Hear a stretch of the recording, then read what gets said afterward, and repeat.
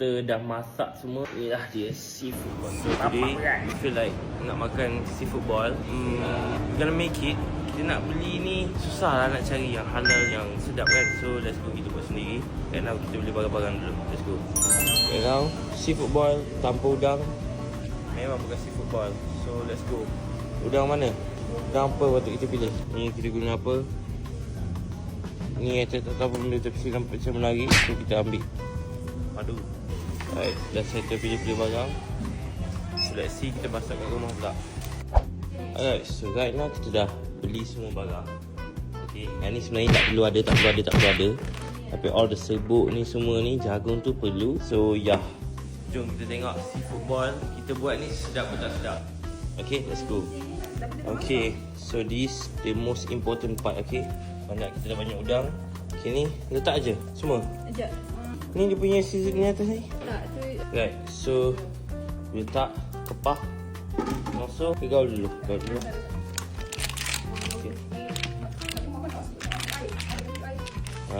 Korang tengok jadi ke tak? Let's go. Kita dah siap. Ni seafood ball je. So guys, after dah masak semua, inilah dia seafood ball. Bapak berat.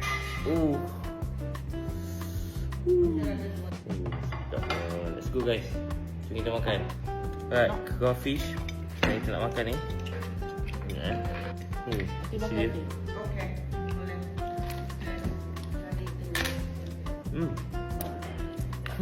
Sedap. Another sausage. Itu nombor. So good. Makan yang aku tak bagi makan semalam. Sedap. Kepah dia padu. Sedap. Sedap guys. Buka dah dipping sauce.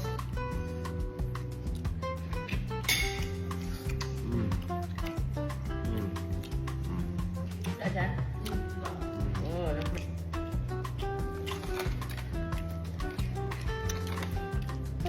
Makan ni sedap gila. So you guys can try buat seafood ball ataupun buatlah ataupun beli. Sangat sedap.